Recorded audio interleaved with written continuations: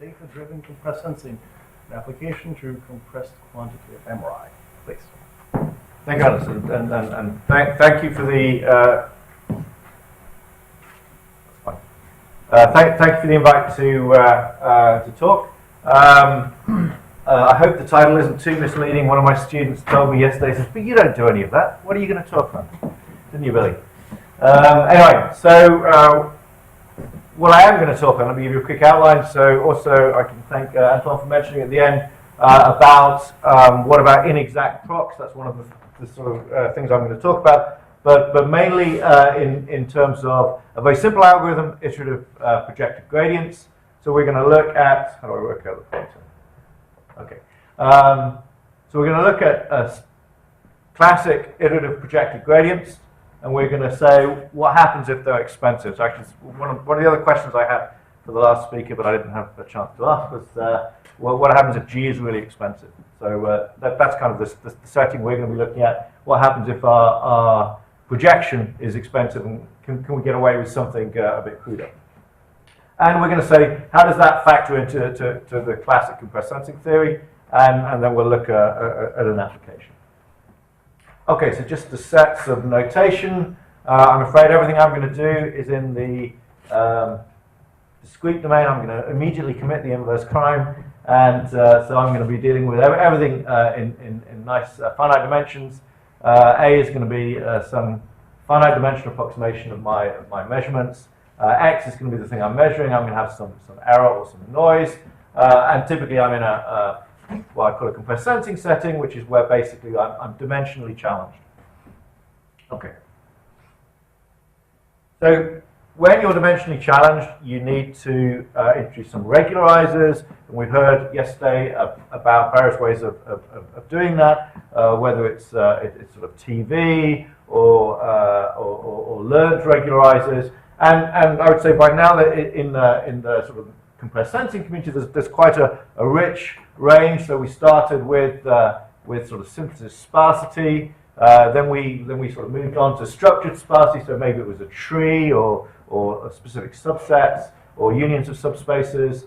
Then we had analysis sparsity, low rank, manifold models, various other ones. And these all introduced different regularizers, so the different constraint sets that allow us to turn the impossible problem into a possible problem, and that's fine. So we can incorporate some constraint and then try and solve our problem. So ultimately, what I'm interested in solving is this equation here, which is just simply least squares. So we're going to minimize the residual between my measurements y and my hypothesized x, subject to some constraint set C. So C is my model, is my regularizer, and I'm going to consider a hard regularizer. So I'm going to be constraining exactly to that problem. Now, one can conceptually talk about this, but of course, in most interesting cases that we want to look at it, it is essentially impossible to calculate. So we can't solve this. In sparsity, you would have to exhaustively search through the sparse sets, similarly in low rank, etc. So we know that these are challenging, but the beauty of compressed sensing is we, as Michael Lunzer said yesterday, we go from L0 to L1. Actually, I prefer to stay at L0. But to just introduce a greedy type algorithm. So we're going to look at projected gradient.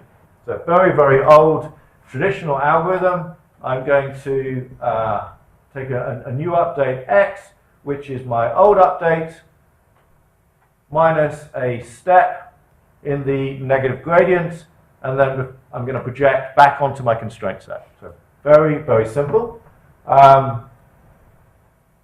In compressed sensing and in the traditional sparsity, this is no other than iterative high thresholding, and we know it enjoys some nice theoretical properties in that setting, as long as you choose the step size to be suitably aggressive. So that's an important thing. You can't be timid with these non-convex optimization algorithms.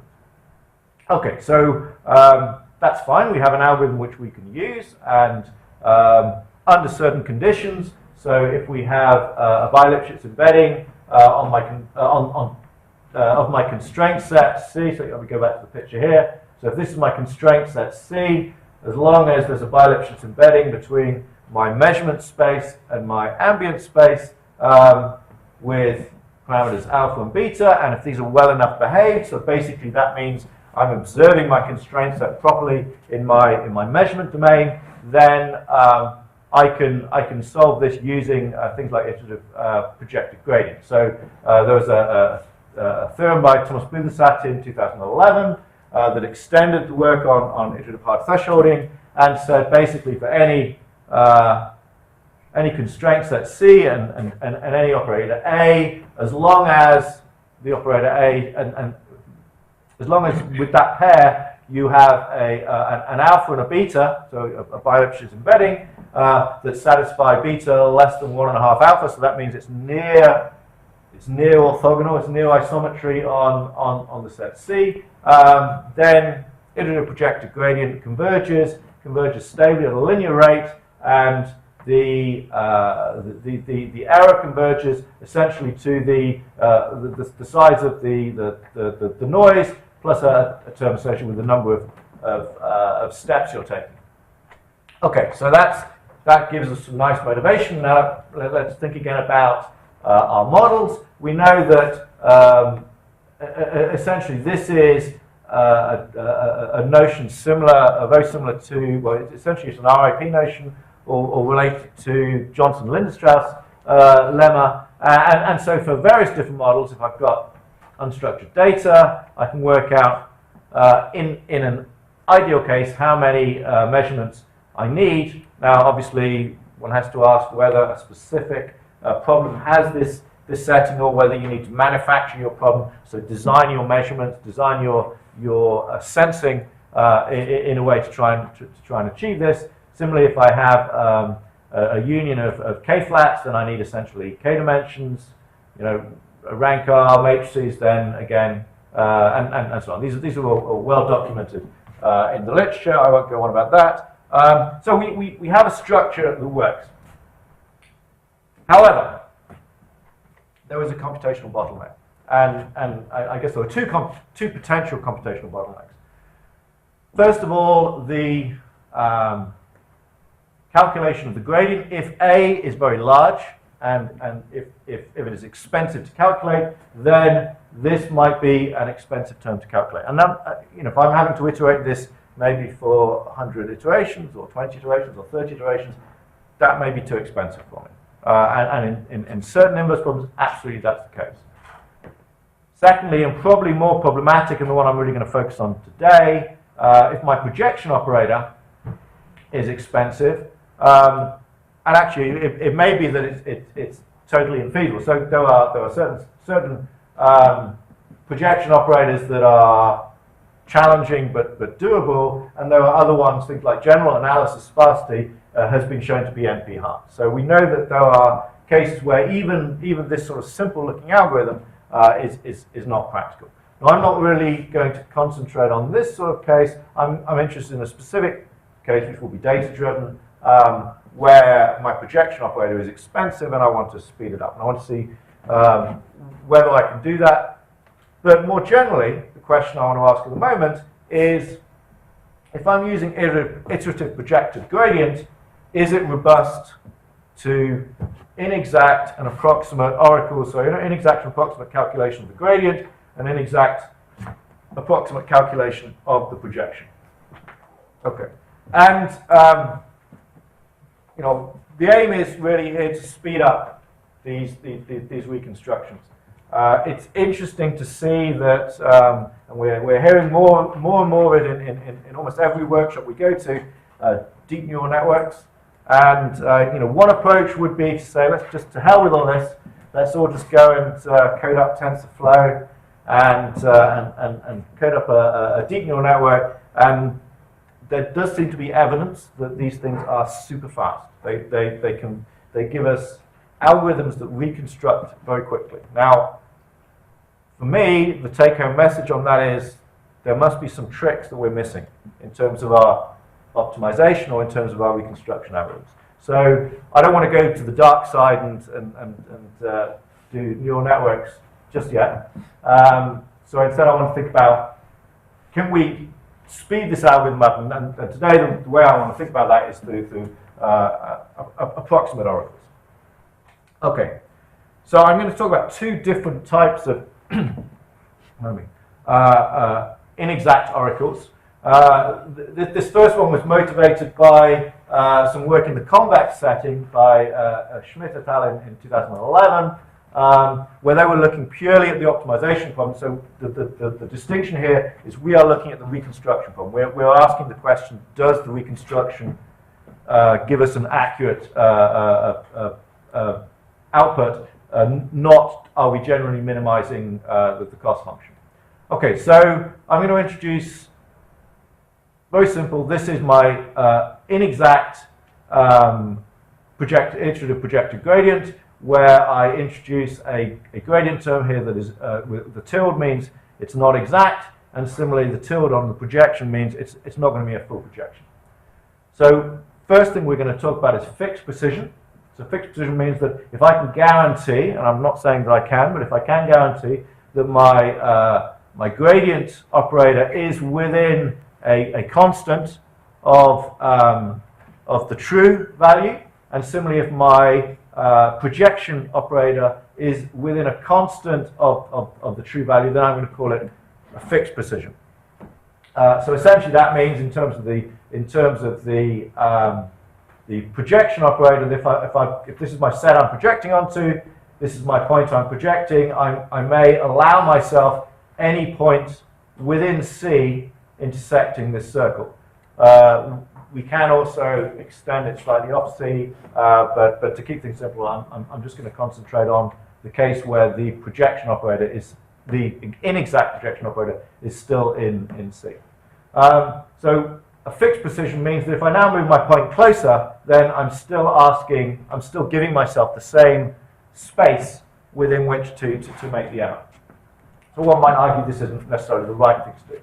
Now, Schmidt et al. In 2011 showed that if I do a progressive fixed precision, that is, I let my terms VG and VP change with iteration, then actually I can solve. I can do this, and I can solve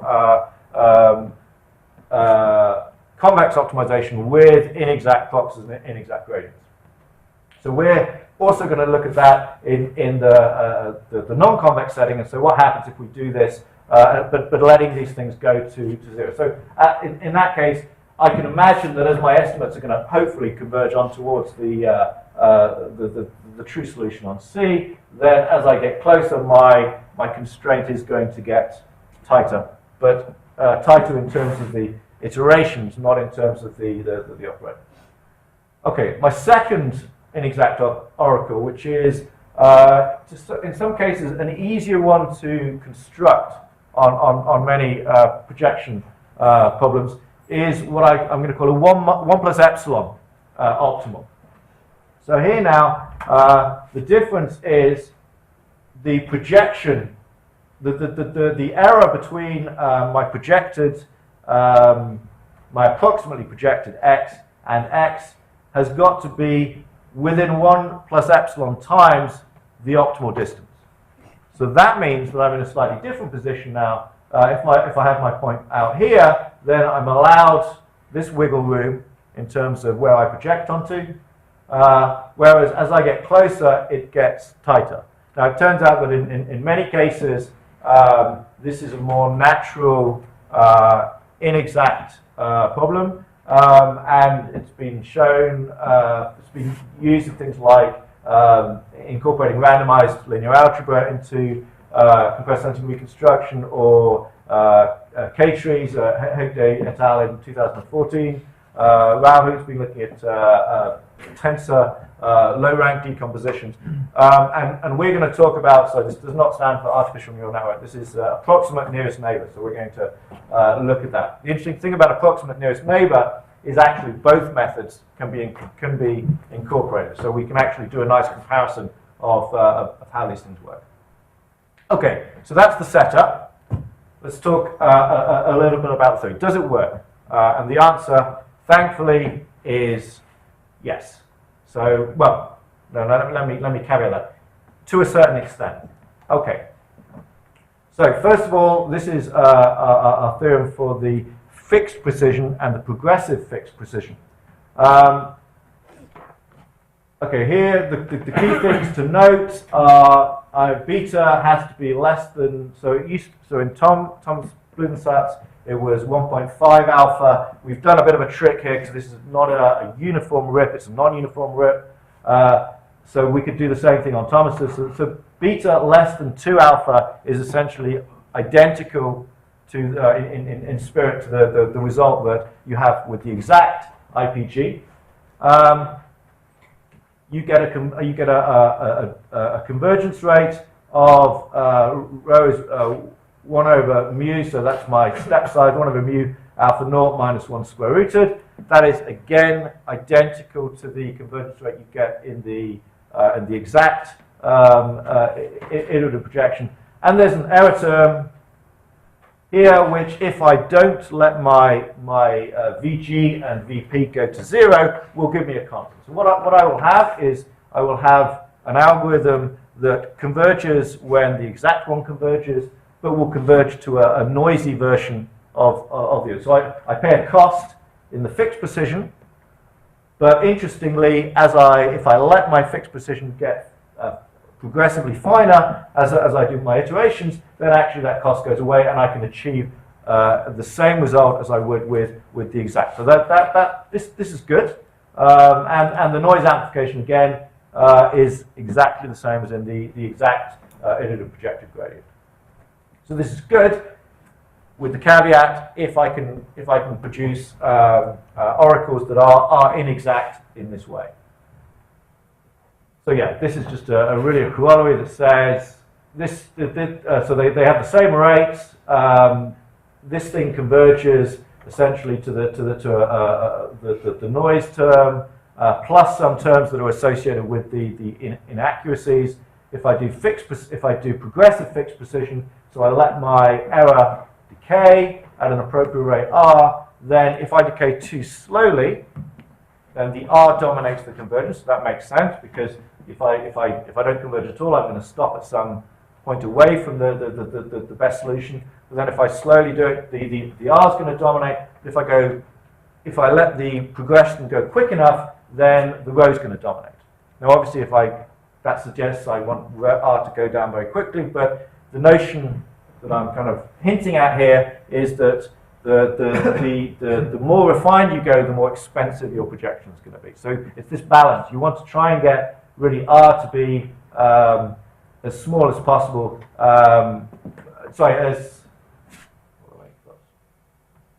You want R to be as small as possible with respect to rho. So you want to balance the convergence with respect to the ideal and the inexact. Okay, let me look at the 1 plus epsilon approximation. This one is more messy. I apologize for this. Okay, so what I want you to take home from this. The key thing here is that we've had to introduce an extra variable delta. Delta relates the error, the 1 plus epsilon, so the epsilon error, to essentially a sort of condition number type thing. So 1 over condition number type thing. So this is alpha is my Lipschitz constant from the RIP, and A, this is the spectral norm of A. So this is actually quite problematic. If I undersample massively, delta is going to hit me. And delta affects me in at least 2 ways. First of all, my recovery guarantees get worse. So I need a better RIP if I'm going to use this form of inexact oracle. Secondly, it hits me in my convergence. So my convergence rate is worse than in the fixed precision or in the exact. And also there's a third thing also, the noise amplification is also increased. So interesting question was whether this is actually well, we'll see whether this is what we see in practice, but also is this just something to do with the analysis? We can actually cook up quite a simple counterexample that says, actually, this is pretty much what you expect. For those of you familiar with the compressed sensing literature, it plays exactly the same sort of role as when you put noise in the ambient domain, so in the signal domain, in a compressed sensing problem. And as you undersample, you get noise folding, and so you get amplification of that noise. And we're basically seeing that problem here. So in terms of analysis, it would suggest that we would prefer fixed precision or progressive fixed precision over 1 epsilon, but, there's always a but, I've said nothing about complexity. So really, the choice would depend on the specific sensing problem and how easy it is to do one cheaply over the other. Okay, so now let me look at this on a specific application. How am I doing for time? Okay, good. Right, so I'm going to introduce a data-driven compressed sensing problem. What do I mean by data-driven? This is actually physics-driven, but our approach to solving the physics-driven problem is to simulate and generate data and then use that as a proxy for the physics. But let me set the abstract setting. My constraint set is going to be a dictionary, this is dictionary of data which I'm going to get from somewhere. So I'm going to take a union of lots of these phi i's. So that's my data points, and I'm not. So I probably shouldn't use the term dictionary here. I'm actually not going to look at this where it's sparse in that dictionary. I'm going to choose a case which is really easy. It's going to be one sparse. So I want to choose one of these points, and that's going to give me the solution out. So that sounds quite easy. It fits quite a lot of interesting problems where we can empirically observe things like spectra in hyperspectral imaging or Raman or mass spectrometry, and you want to fit these models to data, and often in a large data cube. So we're not necessarily working on individual spectra, but lots of these things. Okay, so how does this relate to quantum MRI? This is actually the application that got me into this. I came across this paper in 2013 in Nature. There was lots of alluding to compressed sensing without actually saying it's compressed sensing, and we sort of followed that up with a paper saying, well, this actually is compressed sensing. But let me quickly give you a 2-minute tutorial, as much as I understand, on quantitative MRI. We do have some MRI guys in the audience who can answer the questions if necessary. So MR, you hit a piece of material with an RF pulse in a magnetic field, and it exhibits essentially two types well, it exhibits spin, and then that spin decays, and there are two types of decay. There is the longitudinal decay, which is going from the XY axis up to the Z axis. So this is the magnetization direction. So we hit it out of the magnetization direction and it slowly goes back. But we also have XY spin, so it's doing this as well, as we can see here. And that also decays. And the decay rates are controlled by parameters T1 and T2. And these are the associated with the physical properties of the material. It can get even more complicated, as I've recently found out to my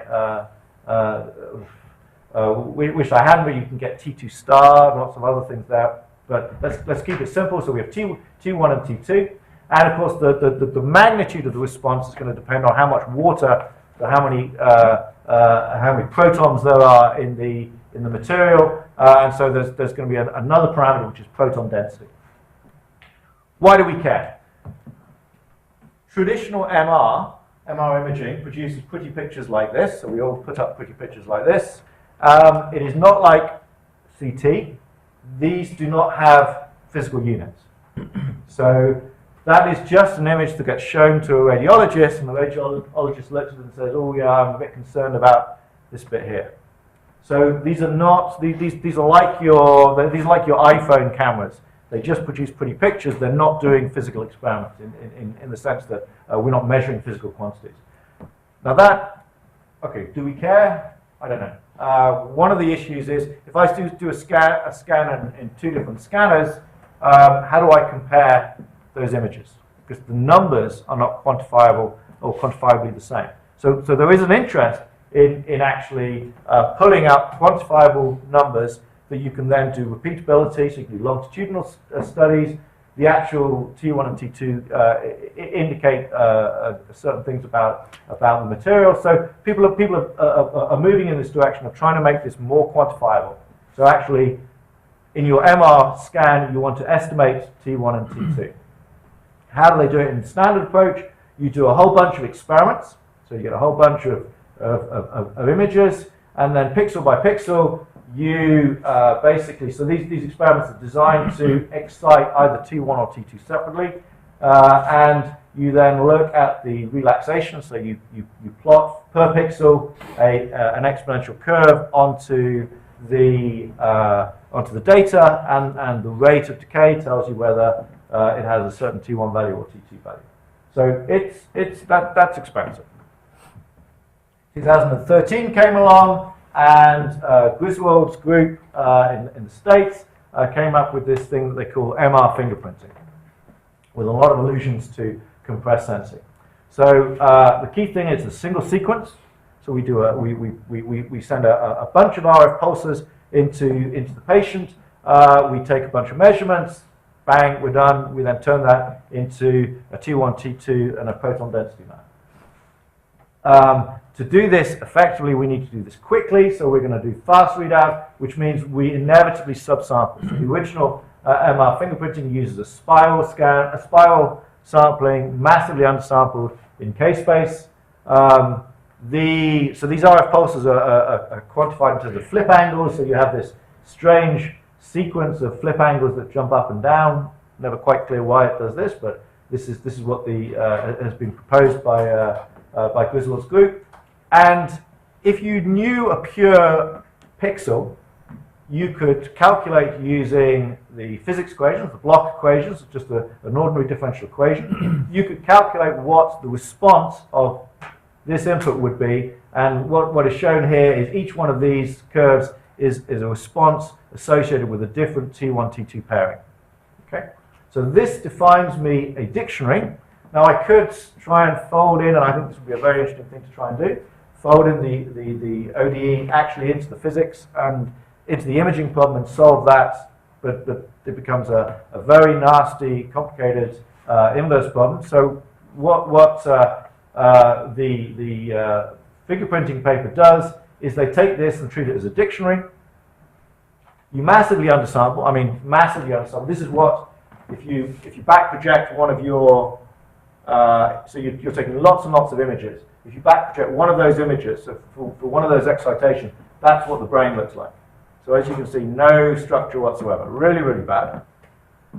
But then you've got lots and lots of these things. So if I look at a single pixel, if I look across time now on a single pixel, I get the blue curve, really nice and rosy, and I find the fingerprint, one of these guys that fits best. In this case, the red curve. And then I take that value, I stick it into my T1, T2 maps and my proton density, and lo and behold, this yucky image looks like a beautiful, clean brain.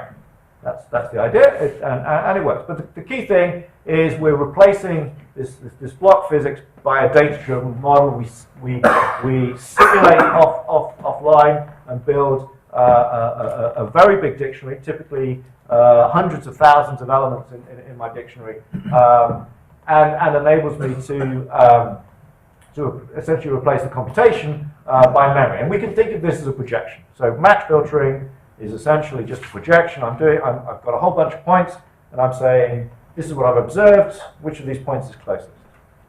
So we can think of this as a projection operator, and also as a nearest neighbor search. Okay, so is this really compressed sensing? Because this is one sparse. Let me try and convince you, this is where I get into trouble most. Let me try and convince you that there is really a combinatorial problem here. Why is it compressed sensing? Remember, each pixel is one sparse, so I've just got to find the one point, the nearest point. However, because I'm undersampling in Fourier, all this is mixed up.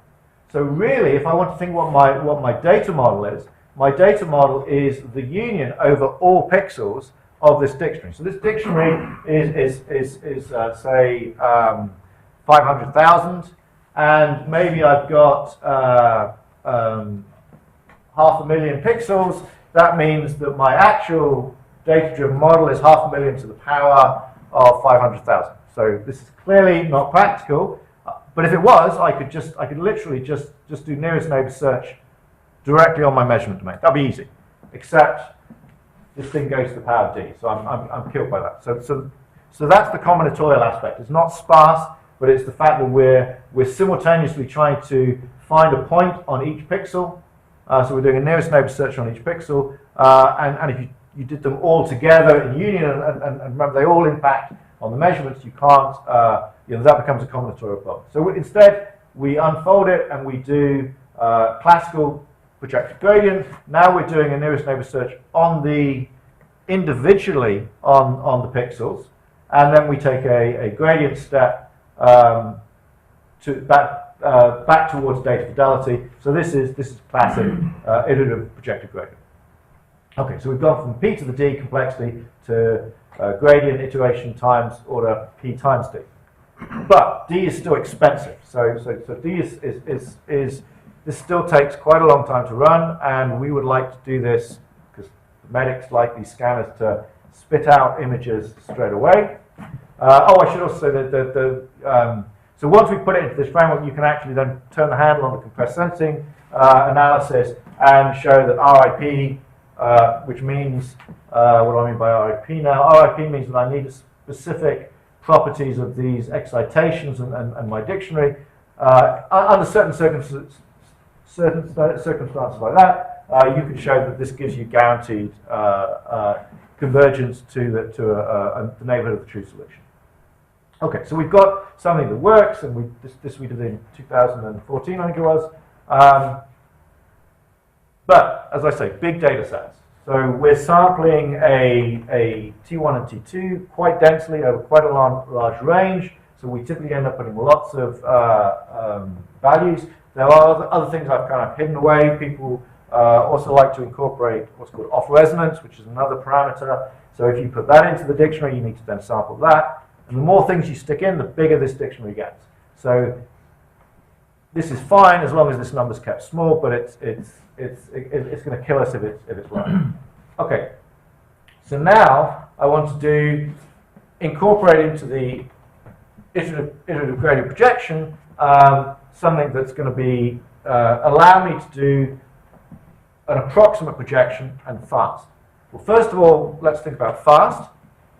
We know that nearest neighbor searching, exhaustive searching, is not clever, and there are fast techniques. So the typical strategy is build a tree, and there are lots of, probably the most famous ones are KD trees, but there's also metric and ball trees, and these work in certain circumstances. So a KD tree, for example, partitions up your data. This works okay if you're in low dimensions. We're typically in terms of the number of pulses, we're typically anywhere between 300 and 1,000. KD trees typically work well in under 10 dimensions. Once you go above that, they still work, but they just don't give you the speed up you want. And then we came across this really nice piece of work from 2006 on what are called cover trees. So these are, I like these things from a mathematical point of view, because they're very elegant, but they also work really well. So they're fantastic. You basically build an epsilon cover, and you refine that epsilon cover in situ on the data in a tree. So you build a structure. I'm not going to say, I won't have time to say too much about these things, but you basically build a tree, and it allows you at every point to do a nearest neighbor search to a given epsilon. So if I wanted to do a fixed precision search, I would chop my tree. But there are also algorithms out there based on the cover trees that allow you to do 1 plus epsilon approximate nearest neighbor searches as well. Okay, and there's some theory. Again, I'm not really going to say too much. These things basically allow you to do fast nearest neighbor searches in large dimensions as long as your data lives in the thing you're doing nearest neighbor search to lives in a low dimensional set. There's lots of technicalities. The notion of dimension here is not the same as maybe a classical mathematical one, because it's on a finite set of points, so there's what's called a doubling dimension. But anyway, the key thing is for the 1 plus epsilon approximate nearest neighbor, there's an algorithm with guaranteed complexity, fixed precision. You just truncate the tree at a particular level, and progressive fixed precision. You truncate the tree at a particular level and then let that level go down as you iterate. So the nice thing about this structure is we can actually examine all three of our approximate inexact iterative projective gradients. Okay, so some quick numerical experiments. So we're going to set up some toy problems first, and then we'll look at the MR stuff. Okay, so remember we noted that fixed precision and progressive fixed precision should perform just as well in terms of when exact works, they should work, and convergence should be essentially the same, unaffected, whereas 1 plus epsilon should not perform as well. So we can now explore that for some toy problems.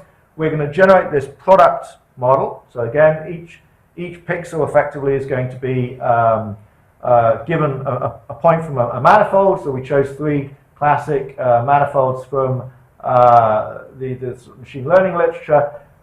These are, let me just point out, these are 2-dimensional manifolds, but they live in 200-dimensional space. So what I'm showing here is merely the projection onto, I think it's the first 2 principal components of the data.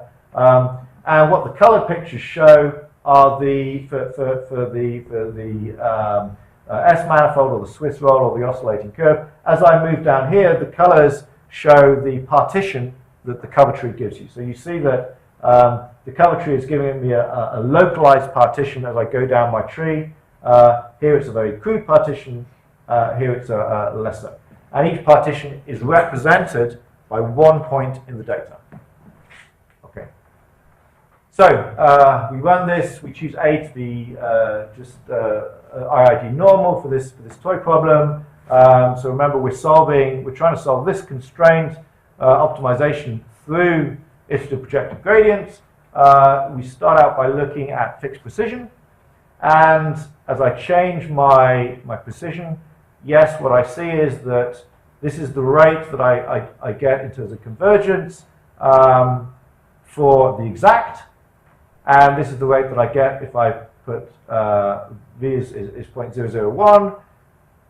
This is what happens if I increase the inaccuracy. So I still get the same convergence, but it plateaus.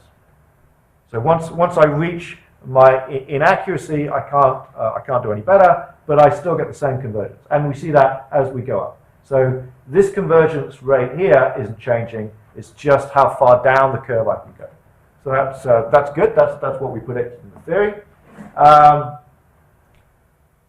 If I now do progressive fixed precision, so remember this here, I'm now introducing a rate of refinement.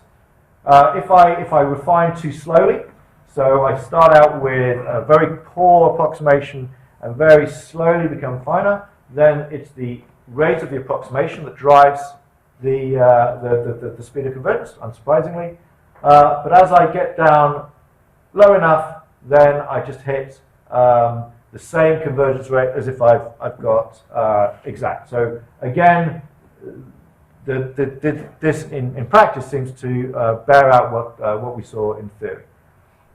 So again, it's really a choice of choosing the number. So maybe here R is 0.3 would be the best in terms of a trade-off between refining the approximation and getting the fastest convergence. 1 plus epsilon, again, follows the theory. Basically, everything converges to the correct solution. in this setting. We're not challenging. I'll show that in the next slide. We're not challenging the RIP condition. So we're in a situation where we have guaranteed convergence, but as I change epsilon, I do actually lose in terms of convergence rate. So I'm here. I am trading my inaccuracy for convergence rate. Again, this may not be a bad thing. It depends on how slow the inaccurate calculation is compared to the accurate calculation. Okay, so the other thing, remember, was that the progressive fixed precision should have exactly the same recovery properties as the exact, whereas the 1 plus epsilon, as I increase epsilon, should get worse. And these are phase transition diagrams. They're not, let me stress, the normal phase transition diagrams. I have fixed, so the x-axis is my undersampling rate. And we've fixed the complexity of the problem, and on the y-axis is my accuracy parameter. So for progressive fixed precision, this is my R rate, the rate of refinement. For my 1 plus epsilon, this is my epsilon rate. What we see for progressive fixed precision is exactly that. It fails here, which is where it fails for exact nearest neighbor search, and it still fails here, even when I use a much larger R. In contrast, when I change my epsilon in 1 plus epsilon, I do get the phase transition moving. So if I'm using a larger epsilon here, I'm paying a price. But again, for a specific problem, and this is an important sort of engineering judgment, if I'm given a specific problem, it might be that this is actually where I want to be. So that will depend very much on the actual details. Okay, so let me finally look at the MRF example. Here is my T1 and T2 dictionary partitioned using my color tree. So you can see this is sort of it's non-linear, so it's not a nice set, but it's relatively smooth, well behaved. And remember, this lives in I think this is in 300 dimensions. So we're just projecting down the first two principal components. I'm going to use a different sampling. This is what we put into the our compressed sensing paper, a different sampling strategy than the spiral. This is what's called echoplanar imaging. So instead of spiraling in K-space, you rapidly take a small number of lines in K-space, and then we scan different lines at different sequences. So my sampling in K-space and time looks like this, and each image this one produces is something that looks like this. So pretty horribly aliased. You can't really unfold that. But then when we iterate the projector gradient, so projector gradient. This is a digital phantom with I won't pretend to know which is the grey matter, white matter, etc. But different materials with different T1s and T2s. And this is what we spit out, and it's pretty accurate representation of T1, T2, and proton density. How long it takes? Okay, so Very good. so that is so this is again this is the EPI. This is simulated data. I should stress. We do have this is the problem with working with these real things. Turns out that we don't have this set up on the scanner, and we've been spending the last 2 years trying to get this sorted out on the scanner. We are there now, I believe. So I believe we do have some data. I don't have any to show, but okay, here's some simulated data for the EPI. Dominant cost is the approximate nearest neighbor because we're sampling Cartesian-wise or subsampling Cartesian-wise. That's just an FFT. That's super fast, and we get so if we just do brute force template matching. Which is this one. It doesn't perform so well. You can see T2 is coming out pretty poorly here. It takes about 51 seconds, so that's not too bad. If we do so, blip is what we call it a block iterative projection, something like that. So it's basically iterative projection gradient applied to this MRF problem. You always need a a fancy name for these things. So if we run the exact iterative gradient, it takes about 350 seconds and gives us, oh, I haven't got a picture of it, sorry, but it gives us something that is pretty much like ground truth. We can see the errors are down here, but it's clearly slower than template matching. If we introduce what we call cover blip, which is the inexact one, then it takes about 4 seconds. So we're massively faster than the template matching. Obviously, I'm being slightly unfair. I could have done the template matching with an approximate nearest neighbor search too, and that would be even faster. But the point is to get this down to a speed that's practical. So we do have some real data. This is the first bit of real data. This is slightly disappointing, but for reasons which we understand. So this is trying to replicate an experiment that was done on the original MRF stuff. It's with a much smaller, so it's what's called a FISP sequence. So the dictionary is much smaller now, and if you think about what I've done here, if the dictionary is small, then the benefits we're going to get from our approximate nearest neighbor are going to be less. But faster. But faster, absolutely. Also, we're using their spiral, which means that the dominant cost here is actually the non-uniform FF2. That completely kills us in terms of cost compared to the approximate nearest neighbor. And so here, if I run the template matching with over 1,000 images, template matching takes 10 seconds. The exact takes about 600 seconds. The approximate takes 200 seconds. So we're still much slower, unfortunately.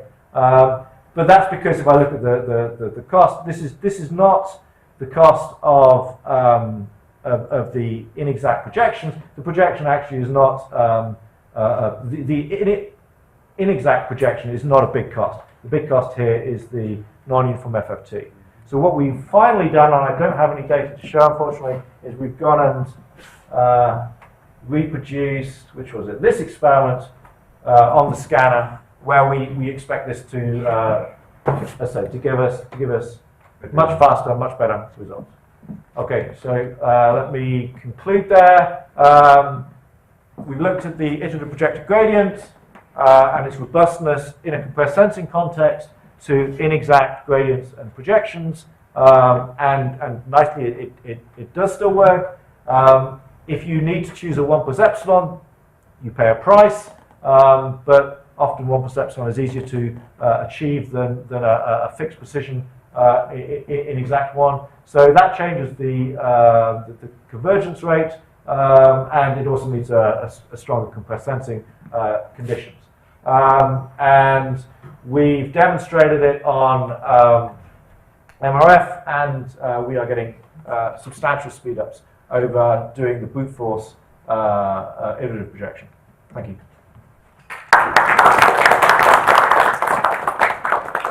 Questions? I have a question. So when one reads the original Nature paper of this, one gets the impression that this is going to revolutionize MRI completely. And when I read the paper, I looked at the numerics and I'm like, So my question is, the groups who invented these things, and they do things that are way primitive, compared to the very sophisticated things that you guys do. Have they essentially pursued this and said, okay, we're going to revolutionize MRI with this? And if so, are they now competitor to your group, or how does that work? Good question. So we're working with GE on this. Griswold works with Siemens.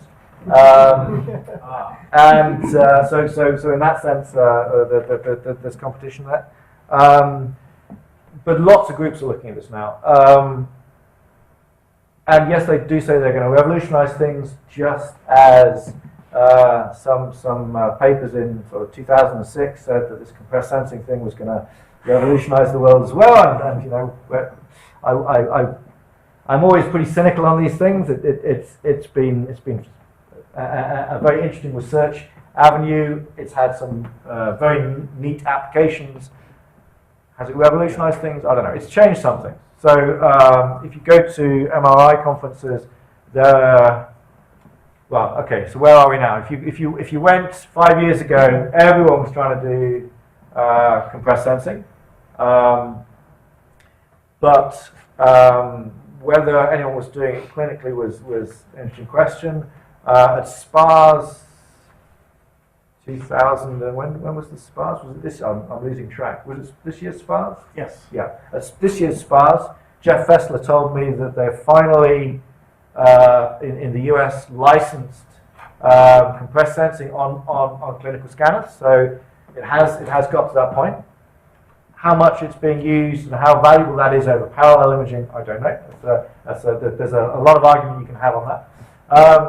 So now I would say, and for the last, well, I guess since about 2014, 15, there's been a lot of work in the MRI conferences on MRF. So we're hitting the peak of the hype curve, definitely. A lot of people are looking at iterative algorithms. People are looking not just at this sort of thing. You can do other stuff. You can do low rank models, and people are sort of digging out the usual suspects in terms of models. So there's all sorts of things there. Sadly, I think that this hype. I mean, I think it's there is something here. It's a good technique, and it will give accelerated quantitative imaging. But now the MR community, like everyone else, is going into deep learning. So, Yeah, that's a good. Other questions? Okay, let's go for a coffee break then. So that means we should thank Mike. Coffee break in the common room.